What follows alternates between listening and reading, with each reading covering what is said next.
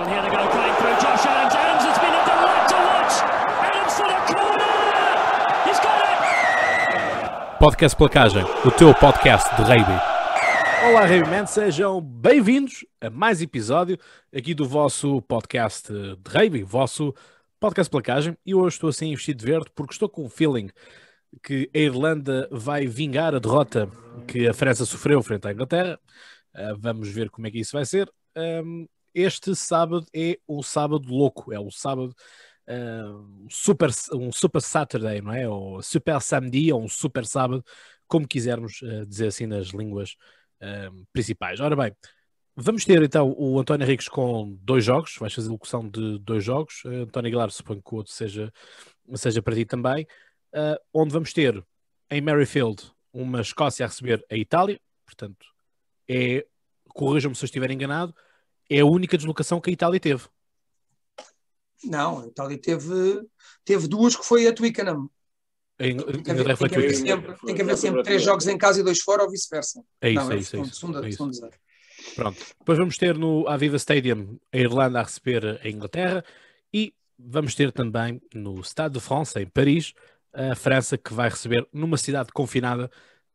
Aqui é um jogo direto entre a França, que é a única que pode aspirar a vencer a competição, contra o País de Gales. Enfim, depois também temos a Escócia, também poderá com maior dificuldade fazer isso. Mas depois vamos ter ainda o outro jogo para acertar as contas entre a Escócia e a França, que não se realizou da terceira jornada. Uma vez mais, aqui estou eu, Cláudio Fonseca, com os Antónios da Vida, António Aguilar e António Henriques. Meus senhores, muito bem-vindos. Henriques, queres começar tu? Boa tarde. A jornada, portanto, o tal Super Saturday vai começar em Murrayfield, onde, curiosamente, a Itália, que chegou ao Torneio das 6 Nações em 2000, portanto, em 21 anos, a Itália só ganhou 2 jogos fora de casa. E, curiosamente, foram exatamente ali, foram em Murrayfield. 2007, 2015, são as únicas vitórias que a Itália tem fora do país da bota. E, curiosamente, também em 28 de fevereiro de 2015, portanto, já lá vão mais de 6 anos, foi a última vez que os italianos saíram a sorrir de um jogo. E, portanto, o Franco Smith adoraria que acontecesse o mesmo desta feita, ou seja, 6 anos depois a Itália voltar a vencer.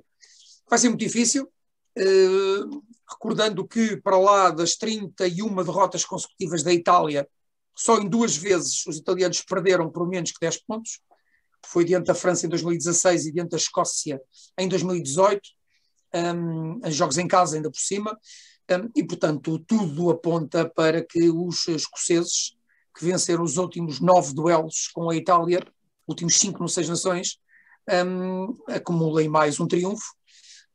Não esquecendo que esta Escócia, como diziam os romanos, os romanos referiam aquela expressão de que o Capitólio estava muito perto da Rocha Trapeia.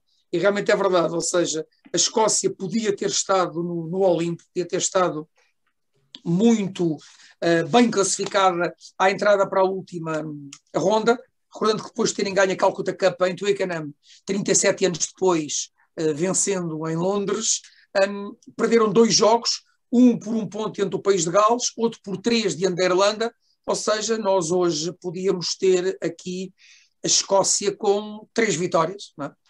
E estaria perfeitamente na luta pelo título.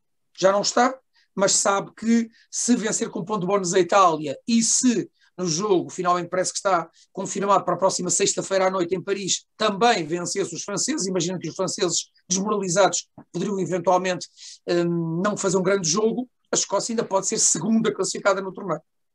Apesar de tudo, o Greg Townsend arriscou um pouco, faz 7 alterações na equipa escocesa. É curioso que o Stuart Hogg vai jogar a médio de abertura. Finn Russell levou uma pancada na cabeça, não pode jogar com o protocolo de conclusão, de pancada na cabeça, e para a sua 83ª internacionalização, o Stuart Hogg, pela primeira vez, vai ser número 10 na seleção da Escócia. Foi sempre número 15, nunca foi 10. E mesmo assim marcou 22 ensaios, e, portanto é realmente um jogador acima da média, é um dos grandes jogadores da Europa na atualidade, quase que será o favorito para ser o número 15 dos British and Irish Lions este ano, e, portanto, tudo aponta para uma vitória gorda da Escócia. Referindo já agora só uma nota importante, é que no fim de semana passado houve eleições na Federação Italiana e o antigo presidente, o Sr. Alfredo Gavazzi, que era recandidato à presidência, teve 3%. Ou seja, não percebeu que realmente os ventos já não estavam a apontar para ele. Venceu um antigo capitão da seleção transalpina, o Márcio Innocenti, ganhou com 56%. Auxiliado, e em princípio vai ser vice-presidente, o Massimo Giovanelli, também ele um antigo capitão dos Azzurri, e ambos prometem grandes alterações. E, portanto, é isso que os apiniguados italianos estão à espera, mas não acredito que seja amanhã em Murrayfield. António Aguilar. Sim. O teu jogo. Sobre este Escócia-Itália. Se quiseres também falar alguma coisa da Escócia. Queres que eu diga algo sobre Escócia-Itália? Enfim, vou um bocadinho atrás realmente daquilo que o António Henriques disse relativamente à posição bem melhor que a Escócia poderia estar neste momento em termos classificativos. Aquela vitória a abrir em Twickenham foi realmente uma excelente rampa de lançamento, mas, enfim, depois os escoceses também acabaram por perder aqueles 2 jogos em casa por aquelas margens muito curtas, sendo que ainda teve para mais no jogo diante o País de Gales, em que jogou com menos um jogador durante 1 hora, sensivelmente. Portanto, isso foi um grande revés, perder por 1 ponto diante dos galeses em Murrayfield foi realmente um duro golpe. E os escoceses que prometeram muito a abrir o torneio, acabaram por não conseguir ser suficientemente consistentes e acabou por nos afetar bastante na minha perspectiva. É evidente que em termos de experiência, a equipa aqui e acolá ainda claudica um pouco, mas depois na terceira jornada recordo que eles acabaram por não jogar devido ao adiamento do jogo de Paris diante da França, e depois aquela derrota que acabaram por sofrer com a Irlanda, de novo em casa, foi realmente uma machadada final nas aspirações da equipa de Gregor Townsend. Claro que vão tentar uma vitória bonificada, e creio que está perfeitamente ao alcance deles diante dos italianos, e aguardar um pouco como vai ser o desfecho, sobretudo do Irlanda e Inglaterra, no sentido da Escócia poder, quiçá, chegar ao terceiro lugar, julgo eu, poderá pontualmente lá chegar. De resto, está pouco a dizer, não é? Essa novidade do Stuart Hogg, a número 10. O Hogg joga bem em qualquer dos lugares das linhas atrasadas, e, portanto, é mais um capítulo na sua demonstração da excelente forma em que ele está, e pronto, de resto não há muito mais a dizer. A Itália vai ter que mudar muito, não sei em que, sinceramente, também não sei até que ponto é que haver um novo presidente da Federação Italiana pode trazer uma alteração do atual estatuto que a Itália usufrui nesta elite do rugby europeu de seleções. Vamos aguardar, mas não creio que vá haver grandes mexidas e grandes evoluções nestes últimos lugares que a Itália tem arrebatado, e tem já lá na cozinha suficientes colheres de pau para poder fazer uma limpeza daqui a uns tempos. Muito bem. O jogo seguinte, Irlanda-Inglaterra, qual de vocês é que vai fazer? Vou fazer eu. Irlanda-Inglaterra. Mas já agora só um apontamento final relativamente ao... Estatísticas. Não, é uma curiosidade. Nós referimos no episódio passado que tinha sido realmente um dos números que tinha mais marcado o jogo e a jornada, foi naquele Escócia-Irlanda, o facto dos escoceses terem perdido 3/4 dos alinhamentos que apresentaram, que lançaram, e portanto não por isso, mas também porque estão lesionados. Os 2 segundas linhas, o Bray e o Scott Cummings, não vão jogar. são 2 das tais 7 alterações do Gregor Townsend, e portanto regressa o Sam Skinner e o Gilchrist. Vamos ver como é que se vão portar então os alinhamentos escoceses. Quanto à Inglaterra e Irlanda, é um jogo realmente muito interessante. Não tanto, claro, como a França-Gales, mas é um jogo tem vários apontamentos com muita graça, nomeadamente o selecionador irlandês é um inglês, Andy Farrell, é pai do capitão, seu rival, sábado, e portanto ele que ensinou e que treinava o filho no jardim de casa, agora estão frente a frente, e portanto vai ter esse picante adicional no jogo. A Inglaterra que venceu os últimos 4 duelos com a Irlanda. A última vitória irlandesa foi em Dublin e já foi há 4 anos. Portanto, está na altura dos irlandeses tentarem, até porque estão em segundo lugar, e portanto a Irlanda sabe que se vencer pode, quase certeza que conclui a competição na segunda posição, e portanto isso seria, apesar de tudo, um menos mau para uma Irlanda que, apesar de tudo, já perdeu 2 jogos. Irlanda que faz uma série de alterações.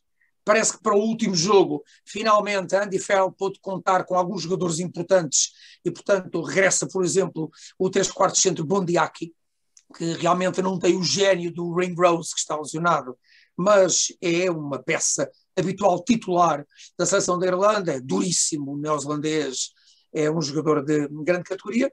Jacob Stockdale, aquela máquina infernal de ensaios, está também de regresso, não jogou no torneio. E depois também está lesionado de novo James Ryan, portanto, mais uma vez, não vai poder estar na caça das máquinas do pack irlandês. Para onde vai o Tadburn? Tadburn joga em qualquer posição, se for preciso também faz 3/4 ponta, e portanto vai intercalando entre ser número 5 ou número 6, vai jogar amanhã como segunda linha, e curiosamente a número 6, naquela que vai ser a sua despedida da cena internacional. Foi com grande surpresa que esta semana se soube que CJ Stander, um dos melhores número 8 da Europa, apesar de ser um sul-africano, das últimas temporadas, um British and Irish Lion, aos 31 anos resolveu abdicar da cena internacional, vai ficar só no Munster, e portanto vai ser o jogo de despedida de CJ Stander. Nota final na Irlanda para o regresso de Conor Murray. Jameson Gibson Park está a jogar muito bem, como o António referiu várias vezes nas transmissões, estava até melhor que Conor Murray, mais dinâmico, o jogo mais fluido. O que é um facto é que Murray e Sexton vão jogar de novo juntos, já há mais de 70 test matches em conjunto.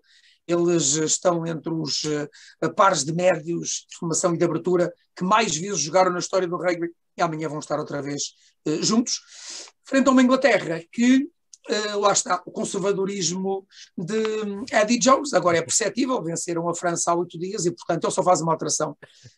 Henry Slade, que até esteve muito bem, tem um toque, portanto lesionou-se num treino, sai, e o Elliot Daly, que há 6 anos não jogava como 3/4 centro na seleção inglesa, vai regressar, mas com a camisola 13 e não como defesa, ou seja, o Max Malins vai se manter lá. Elliot Daly entrou muito bem na segunda parte em Paris, pintou a manta, poderemos dizer, e portanto... Era o número 15, não é? O Daly. O Daly foi sempre 15 nos primeiros 3 jogos, foi suplente há 8 dias, agora vai ser titular com a camisola 13.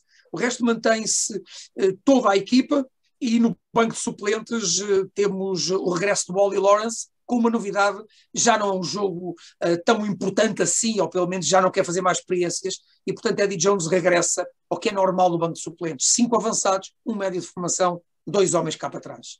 Joe Merchant e Wally Lawrence são os jovens que vão entrar para as linhas atrasadas, e portanto a Inglaterra vai querer dar seguimento ao bom jogo que, como foi referido por todos os especialistas, e mesmo por mim que não sou especialista, foi a melhor exibição da Inglaterra após a meia final do Mundial 2019 diante dos All Blacks. Foi um belíssimo jogo dos ingleses e vão, portanto, tentar acabar com chave de ouro este seu torneio 2021, com o grande desgosto de não vão vencer o torneio, aquilo para o qual eles partiram como grandes favoritos. Exato, era isso que diziam as casas de apostas. Aguilar. Sim. Sobre a Irlanda e a Inglaterra,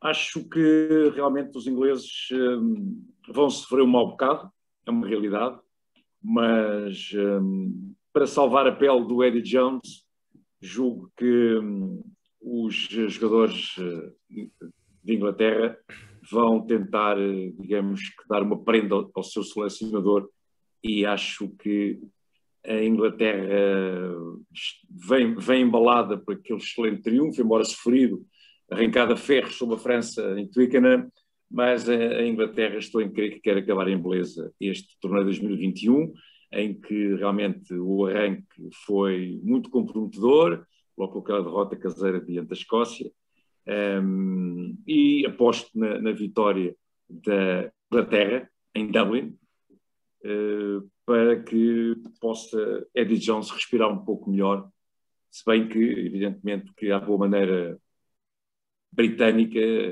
nunca esteve, digamos que, nos planos de alguém da Federação Inglesa poder pensar em, digamos, mandar embora o Eddie Jones só por ter uma campanha menos positiva neste Torneio das Seis Nações. Portanto, aposto. Portanto, por exclusão de partes, Aguilar, serás tu a apitar, não, mas a narrar serás tu a narrar o jogo que vai... Ainda bem que sem querer vais falar de arbitragem. Eu ir arbitrar. Eu não vou arbitrar, mas vou começar, curiosamente, por uma coisa que eu acho que nos outros esportes é talvez um pouco difícil de encontrarmos. Um jogo desta importância, que é, digamos, o primeiro de dois decisivos, embora, enfim, tudo depende do desfecho do jogo, porque se o país de Gales somar, seja um ponto até, pode perder e até somar um ponto de bónus defensivo, não com o Grand Slam, que é o segundo grande objetivo dos galeses, dizer que um jogo desta capital importância vai ser dirigido por um jovem árbitro inglês de 33 anos, que é o Luke Pearce. E, portanto, eu dou uma nota muito positiva, porque desde o Mundial do Japão, em 2019, em que ele já esteve presente, houve uma renovação já planeada por parte dos responsáveis máximos para a arbitragem internacional, e vários talentos foram aparecendo. Temos também que, creio que vai arbitrar um jogo de Dublin, o Mathieu Renal, não é? Acho que é o Mathieu Renal, o francês, que vai arbitrar o jogo Irlanda-Inglaterra. Portanto, há um conjunto de 4, 5 árbitros jovens e que são realmente de enorme futuro, e esta nomeação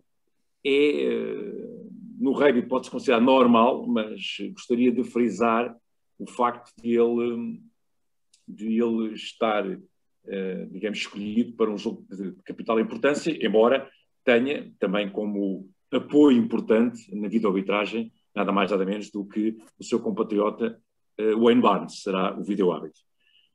Após este pequeno preâmbulo, e já que tu começaste a falar que eu ia arbitrar, dizer que este jogo fez-me ver à memória, e isso tem sido falado um pouco nas redes sociais, que faz este ano 50 anos que num também França, país de Gales, disputado no velhinho estádio do Colombe, em 1971, os galeses foram triunfar dificilmente num jogo realmente que ficou para a história, em duas equipas que tinha jogadores absolutamente inolvidáveis do lado dos galeses, Barry John, Gareth Edwards, enfim, J.P.R. Williams, e do lado da França o Villepreux, o defesa, o Bertrand, o Scrella, enfim, era um conjunto de internacionais que marcaram várias gerações, entre elas a minha.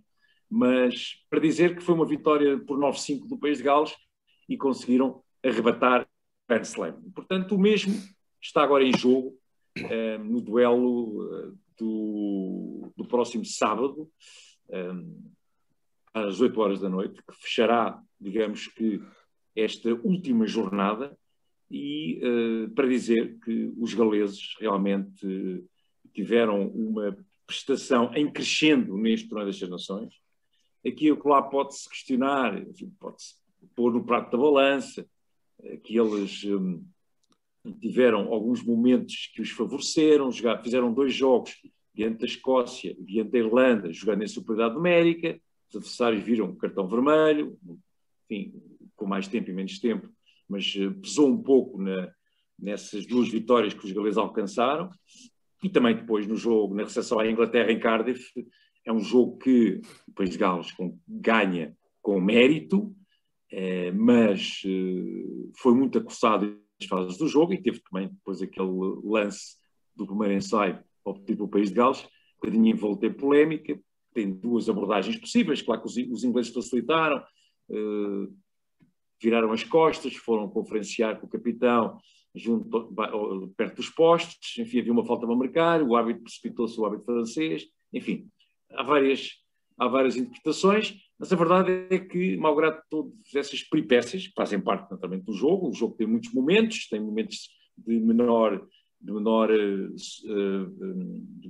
fortuna, outros de maior fortuna, mas a verdade é que os galeses, comandados por este Wim Pivac, este neozelandês, que esteve um ano negro em 2020, recordo que este é o 15º teste de match que o País de Gales joga sob o comando do selecionador neozelandês, e tem, curiosamente, 7 vitórias e 7 derrotas, portanto amanhã vai ser a altura, eventualmente, para desequilibrar para um dos lados. Portanto, os galeses têm que fazer um jogo, diria, quase perfeito, porque do outro lado está uma França do tudo ou nada, vida por aquela derrota por 23-20 há uma semana atrás em Twickenham, depois de ter realizado uma excelente primeira parte, depois a segunda parte já claudicou um pouco mais, atribuiu-se na altura à questão do Covid e alguma fragilidade de condição física dos jogadores franceses. Apontou-se até que o Fabien Galtier não utilizou as opções que tinha no banco de suplentes em toda a sua plenitude, poderia ter arriscado um pouco mais, não quis. Da França tentar retificar isso tudo, tentar provar que o favoritismo que lhe era atribuído era justo, e eu creio que sim, continua a ser uma seleção que matematicamente ainda tem hipótese de poder conquistar o torneio, só que são precisos contas, digamos que rebuscadas e difíceis, porque não só está com a imperiosa necessidade de vencer os galeses, também, enfim, não sendo essencial, mas seria muito conveniente que a França obtivesse a meta mínima dos 4 ensaios para somar um ponto de bónus ofensivo, ganhando os galeses, não deixar que os galeses consigam o ponto de bónus defensivo pelo facto de poderem eventualmente perder pelo menos 8 pontos diferentes. Mesmo só com os 4 pontos da vitória, sem ponto de bónus ofensivo, a França, que depois já tem que receber a Escócia no tal jogo em atraso, a terceira jornada, pode, aí é imperioso fazer o ponto de bónus ofensivo, e depois, se as minhas contas não me falham, terá que haver uma contabilidade, uma matemática relativamente à melhor diferença entre pontos marcados e sofridos, que nessa altura igualariam com os 19 pontos que o País de Gales tem neste momento, e seria o fator de desempate da melhor diferença de pontos marcados e sofridos, sendo que agora os galeses têm mais 63 pontos na diferença entre marcados e sofridos, enquanto que os franceses mais 39, estamos a falar aqui de 24 pontos de desvantagem dos franceses, portanto também a serem obrigados a marcar muitos pontos, como aliás é natural se tiverem que apontar para 2 triunfos bonificados ou apenas só um triunfo bonificado, no caso de não conseguirem adiante os galeses. Mas estou a crer que o País de Gales está no momento tão forte em termos de confiança, em termos de mecanismos coletivos, também de jogadores em excelente forma, super motivados, que os galeses podem repetir a façanha de há 50 anos dessa famosa equipa do seu país e poderem conquistar a vitória, nem que seja sofrida, e poderem somar mais um grande slam, o que seria, se a memória não me falha, o 5º nesta era do torneio das Seis Nações. Portanto, a última vez foi em 2019, que os galeses conseguiram o Grand Slam, mas também tem 2005, 2008 e 2012, e, portanto, seria, sem dúvida, um regressar desta seleção do País de Gales ao nível a que nos foi habituando, um pouco agora, nas últimas 2 décadas, um pouco mais intermitente em termos de conquista de títulos, mas ainda assim, aqui e acolá, surgindo com um novo fôlego no plano internacional, e este torneio das Seis Nações foi bem exemplo daquilo que os comandados do Wayne Pivac conseguiram alcançar, e já foi muito. Portanto, tenho uma para dizer, enfim, sobre este jogo, e portanto eu, apesar da França, ainda não falámos muito das equipas, mas só para dizer que o Fabien Galthié mantém o mesmo 15 que perdeu diante da Inglaterra no passado sábado, e apenas uma mexida do lado do País de Gales, com a entrada, ao regresso, digamos, à titularidade do Adam Beard, depois do, creio que foi o Corey Hill, não fazer parte do 15 titular. E, portanto, 2 selecionadores que confiam plenamente nos jogadores que acham que estão nas condições para a abordagem ao jogo. E do lado da França, claro que vamos ter de novo o privilégio de poder assistir àquela linha 3/4 e, sobretudo, àquela dupla de médios do Antoine Dupont e do Mathieu Jalibert, que são, sem dúvida, 2 jogadores de enorme futuro, e onde a França assenta muito da sua capacidade de movimentação, da forma como atacam a linha de vantagem e a linha de 3/4.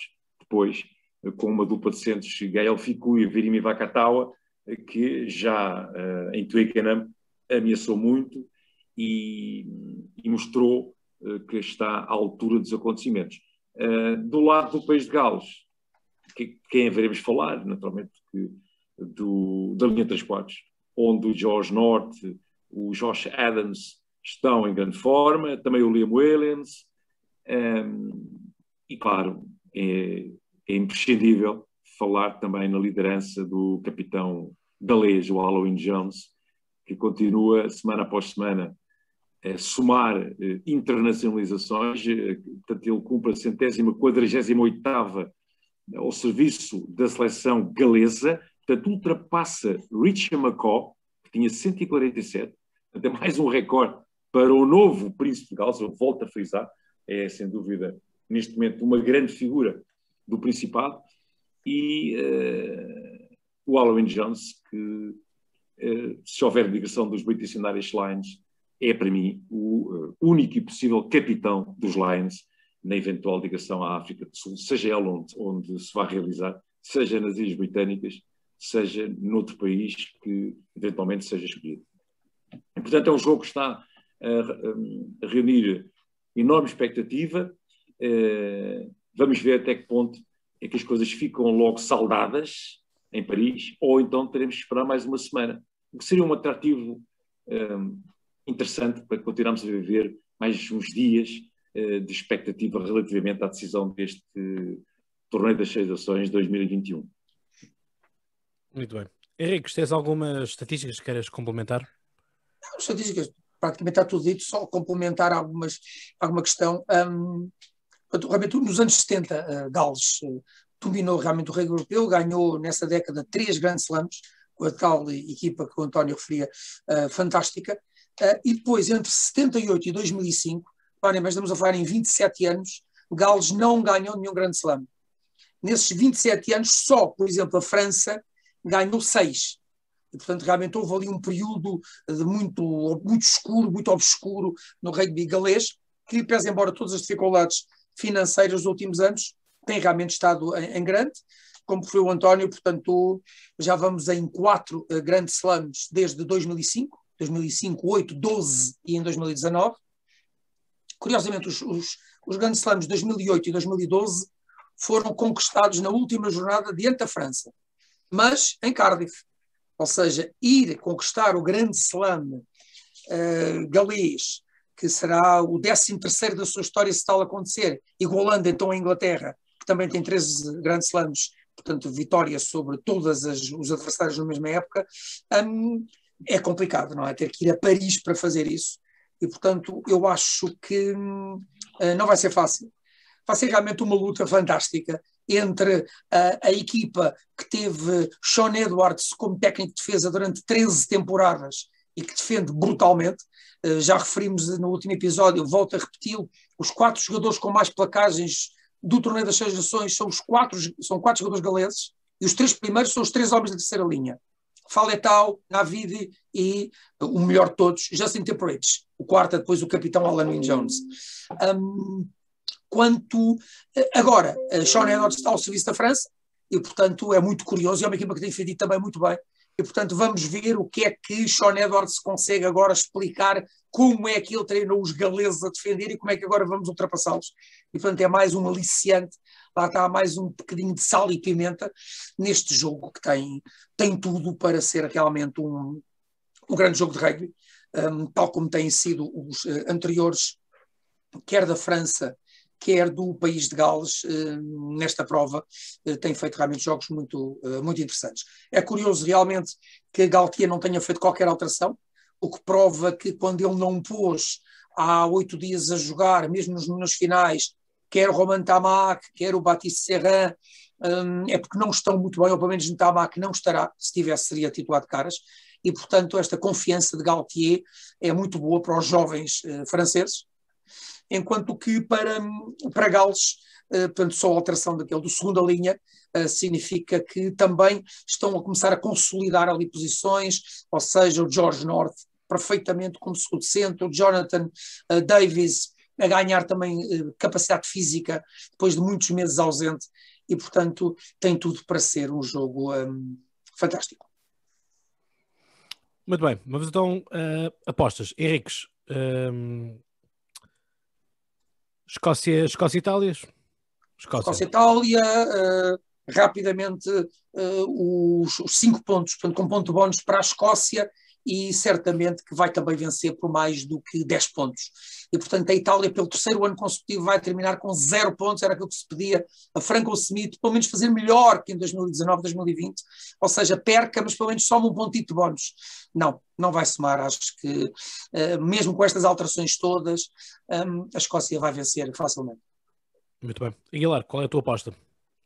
Escócia-Itália. Já tinha avançado há pouco, claramente. O pleno da Escócia, com ponto bónus ofensivo, portanto, marcar 4, 5 ensaios.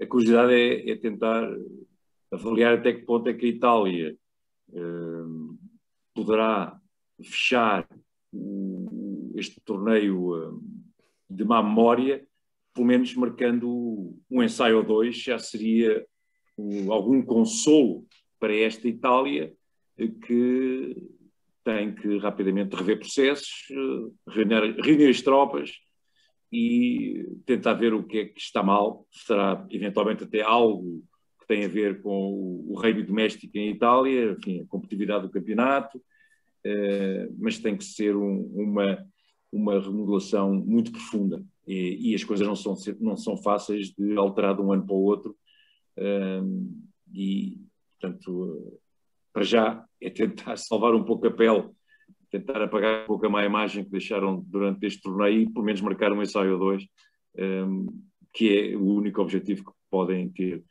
Não digo discutir o resultado, mas eventualmente evitar que a Escócia faça o ponto de bónus ofensivo, mas é muito difícil, portanto aposto claramente num triunfo unificado dos escoceses. Muito bem. No Irlanda-Inglaterra? Na Inglaterra, já estou a falar só para confirmar que, para mim, aposto na vitória da Inglaterra. Então, na Inglaterra,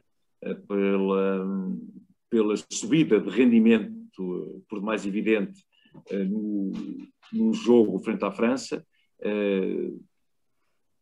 estão no bom caminho relativamente à correção de um aspecto que foi muito penalizador para os ingleses, que era o número excessivo de faltas que os seus jogadores cometiam, nomeadamente os do pack avançado, e estou em crer que essa correção já deu frutos, e se mantiverem essa disciplina, a Inglaterra tem argumentos para... E ainda por cima vai ser um jogo que não há muita carga emocional ou psicológica sobre os jogadores, tanto os irlandeses como os ingleses, enfim, não estão pressionados por obrigatoriamente terem que ganhar.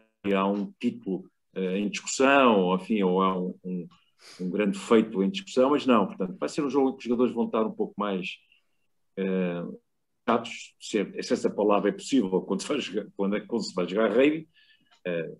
A concentração tem que estar sempre ao máximo, mas enfim, portanto, é um jogo sem grande carga de responsabilidade e, portanto, os jogadores estão livres de dar asa à sua imaginação e estou em crer que a Inglaterra vai sair por cima. Mais soltos, portanto.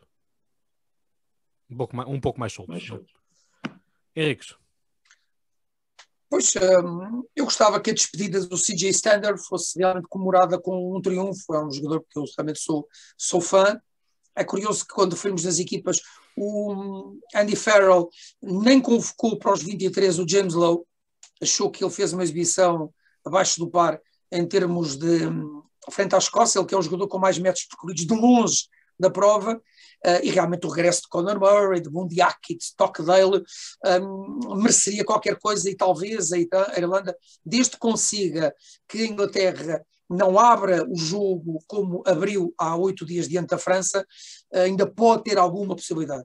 Mas eu acho que neste momento eu fiquei muito impressionado com a exibição inglesa diante da França, pese embora terem vencido o jogo apenas ao minuto 77, a 3 minutos do fim, e portanto eu acho que a Inglaterra vai acabar em alta e portanto vai fazer o 5º triunfo consecutivo diante dos irlandeses. A Inglaterra vai ganhar dificilmente, vai ser se calhar mais um daqueles jogos com menos de, houve 6, não é, dos 11 desta prova até aqui, com menos de 5 pontos de diferença, é capaz de ser um desses, com ponto de bónus defensivo para quem perder, mas acho que a Inglaterra vai ganhar. Muito bem, e agora no que toca à França-País de Gales, Henriques? França-País de Gales, eu acho que vai ser, eu tenho quase esta fé que é o que vai acontecer, ou seja, vão ficar ambos a rir pouco, ou seja, eu acho que a França vai ganhar, Gales não vai conseguir o Grand Slam, mas a França não vai ela conseguir os 5 pontos, não vai ganhar, não vai marcar 4 ensaios a Gales, e pelo contrário o País de Gales vai perder por menos de 8 pontos. Portanto, eu acho que com aquele 20º ponto que Gales vai conseguir sacar no Stade de France, inviabiliza logo a vitória no torneio da França, porque se a França fizer 4, fica com 14, fica a 6 pontos. Olha, o máximo que pode fazer é 5 diante da Escócia. E, portanto, eu acho que vão ficar os dois a rir, ou seja, a França dizendo ganhámos e não tirámos o ponto, o Grand Slam a Gales, e Gales, mesmo com o desaire, é capaz de comemorar o triunfo no torneio de 2021. Parece quase a Liga dos Campeões, em que se perde e que se avança para a fase seguinte.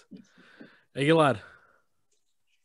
Ora bem, como eu tenho que também fazer alguma pedagogia relativamente àquilo que são as audiências do canal por onde nós trabalhamos, o canal de Desporto, dizer que também subscrevo e acredito que a França vai ganhar o jogo, não vai conseguir o ponto bónus ofensivo, marcar 4 ensaios a esta equipa galesa é realmente uma missão que não está ao alcance dos franceses, é a minha convicção, mas acredito que o País de Gales não vai somar o ponto bónus defensivo, ou seja, vai perder por 8 pontos ou mais, não muitos mais, mas aposto aqui neste rigor, perder por 10, perder por 12, e vamos ter os tais 4 ou 5 dias para poder ainda acreditar que o torneio pode ter uma reviravolta e aguardar pelo jogo entre a França e a Escócia, em que, se os franceses aí sim têm que fazer o ponto bónus ofensivo e poderem ainda aquilatar ao título. E, portanto, os galeses vão ter que esperar quase mais uma semana para poder celebrar. E tem uma vantagem até que o podem fazer já em casa, em Cardiff, não é?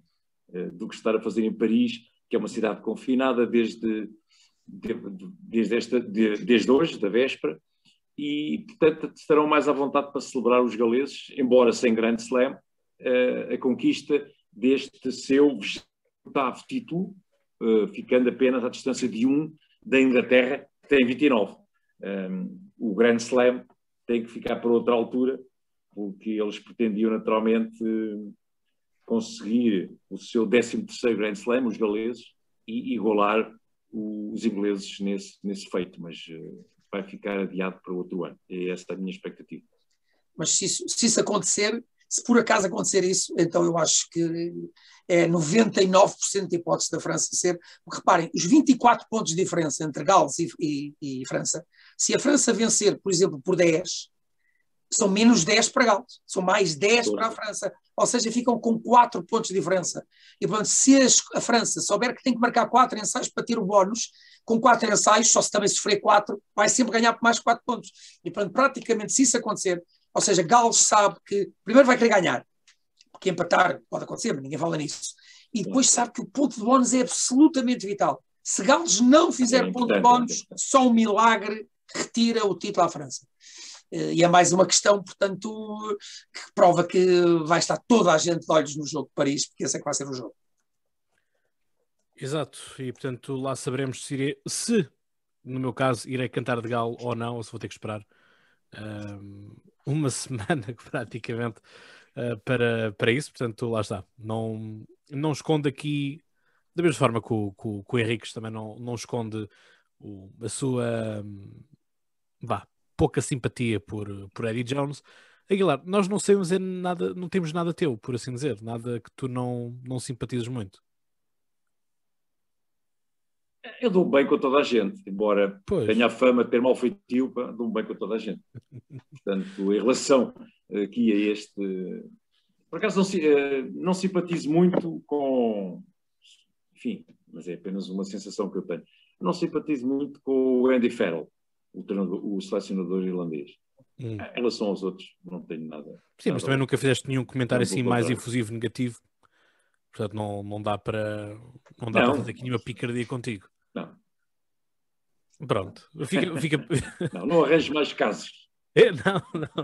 Não. Eu não sou árbitro francês. Esses. Pois. Aí então tocaste no ponto. Mas o sim. António Henriques, como vai comentar o Mathieu Renal, pode-se dar na cabeça do francês.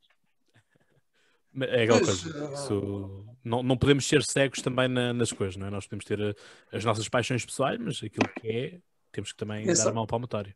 Atenção que em termos de arbitragem este fim de semana é grande, porque no jogo de Escócia vamos ter Pascal Gauzer com o Alex Ruiz, 2 franceses, e no jogo de Dublin vamos ter o Mathieu Renal com o meu adorado Romain Poite, de novo a vídeo-árbitro, e portanto a coisa promete. Romain Poite, no vídeo-árbitro. A coisa promete. Eu qualquer dia até tenho pesadelos com esse árbitro, mas pronto, isso vale o que vale. Mas pronto, é isso, acho que vai ser um bom sábado. Portanto, nós a partir iremos gravar no domingo, porque isto não vai haver condições para se gravar no sábado.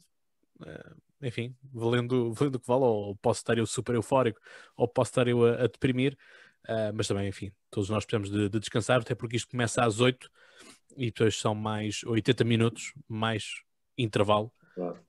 80 minutos corridos, né? Fora o tempo de pausa, porque lá está uma das diferenças que acontece e também se ninguém aos 80 minutos mandar a bola fora, não é? Portanto, pode alguém querer agarrar-se ali à posse de bola, quem sabe se não é ali que a França faz no último instante o seu ponto de bónus ofensivo. E portanto... É a França... Diz? Houve um corte. Por acaso estava a referir que em 2000, eu não sei se foi 2017... Aguilar, não te ouvimos. Houve um corte qualquer. Houve um corte, se calhar. O que é que disseste? Não, estava só a dizer que assinava por baixo a tua previsão. A França com posse de bola aos 79, 80 e 80 segundos e depois mantém a bola viva. Fazer 6, 7 faz a mão, marca o ensaio, que dá o ponto de bónus ofensivo e tira o bónus defensivo ao país de Gales. Pronto. Aliás, recordando, lembram-se o que aconteceu em 2015, que foi aquele final de torneio absolutamente fantástico, em que o penúltimo jogo foi exatamente em Paris, foi o França-Gales, o jogo durou e durou e durou e durou. Sim, Portanto, sim. 9 minutos, não foi? Passámos os 80 minutos, passámos os 90, chegámos perto dos 100, porque entretanto havia repetição de formações ordenadas, o Ian Antonio, etc, etc, etc, de tal modo que o jogo... Sim, não era o Nigel Owens, era o Nigel Owens, não é? Era o Nigel Owens, era o Nigel Owens. O Inglaterra e a Irlanda que ia finalizar e depois acabou por dar o grande slam e o triunfo à Irlanda no torneio. O jogo teve que ser atrasado meia hora, porque realmente, e agora eles fizeram ali um bocadinho mais um compasso de espera, é curioso, no Inglaterra e Irlanda, entre o segundo jogo e o terceiro, para não acontecer a mesma coisa, porque estavam os jogadores já em campo, todos aquecidos, todos completamente à espera, e todos a dizer, calma, não podemos começar porque ainda não acabou o jogo de Paris. E o jogo de Paris durou mais de metade de uma parte. Foi absolutamente incrível e pode acontecer.